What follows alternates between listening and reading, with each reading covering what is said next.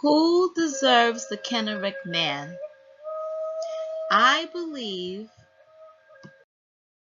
Kennewick Man belonged to the Native American tribes for burial. As you can see, when the Europeans came, there were numerous Native American tribes here that spoke many languages, and they were thriving.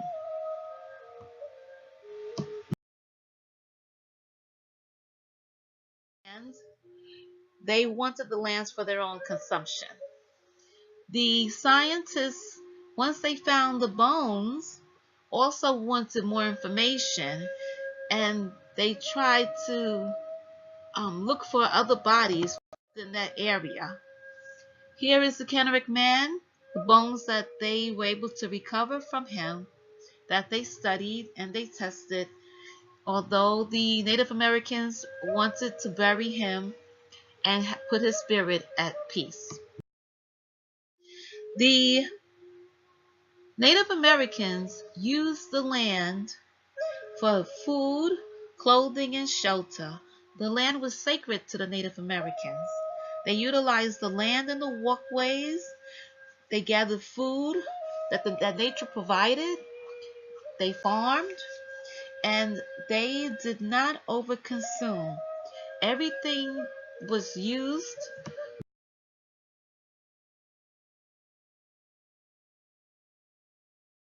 They used it for protection. They used hides to even for hunting, to cover themselves with, to hunt the animals unseen. There were vast waterways, and they made canoes and they fished. They were great farmers, depending upon which climate they were in, and they were able to farm.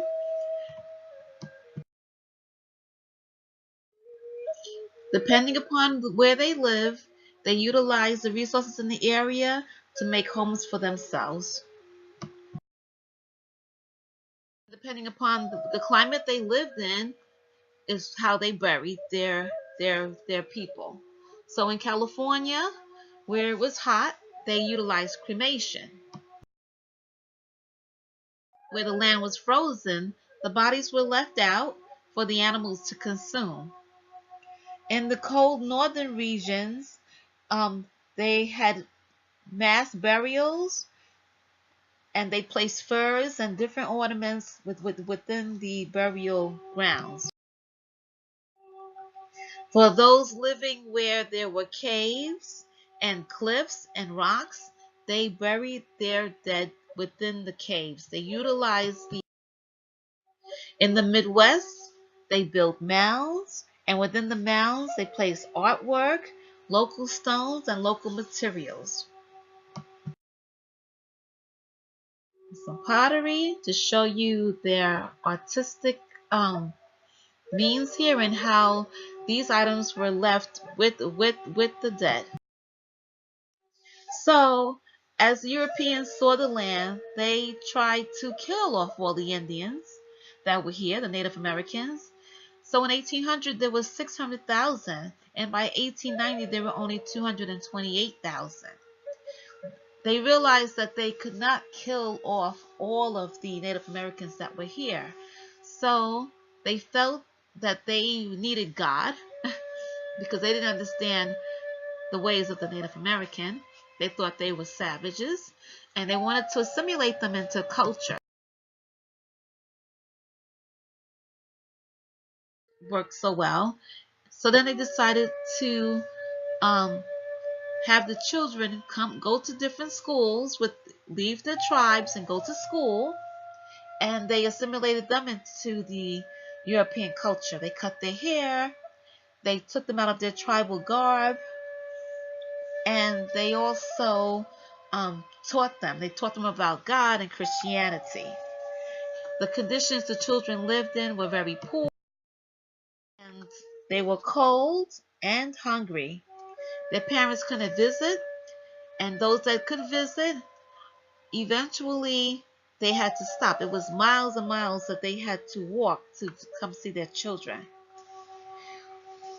So this led to children. Those that did assimilate, once they became of age and were sent back to their tribes, they were not accepted because they didn't know the language, and they were outsiders at this point. On the reservation provided for the Native Americans, there was housing that was poorly built. They were put on barren land. They were unable to farm and provide for their families. In turn, so here they are now. They're in poverty, they're undereducated, and they have no hope, so they drink. Their median income is $2,600 a year, and who can survive with that? They try. There are local groups that do come to offer assistance, and a lot of the from what I was reading, they prefer to be on the reservation, so they do try to make their way and to better educate themselves. Denise Juno, she's a Native American from Montana. She is an educator. She's a former superintendent of public education, public instruction in Montana, and she's also a lawyer. She's currently looking to Congress. She wants to become a U.S. Senator. So that's what she's going to try to do for 2017. She's, along with her, organizations that do try to come into the reservations to help those that are in reservations. There is hope for the children, and there is hope for the different Native American tribes that are trying to survive.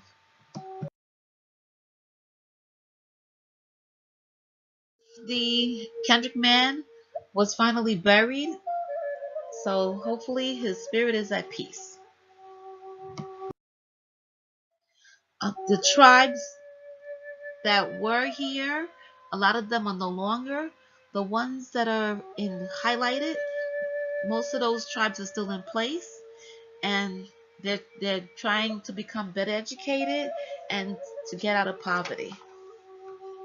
The ones that are in very light writing, those tribes are extinct.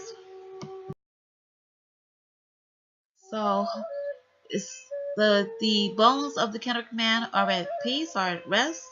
Hopefully this was a good social economic philosophical adventure for the scientists that were involved, and if there are any other remains that come up in the future, hopefully they will be dealt with differently.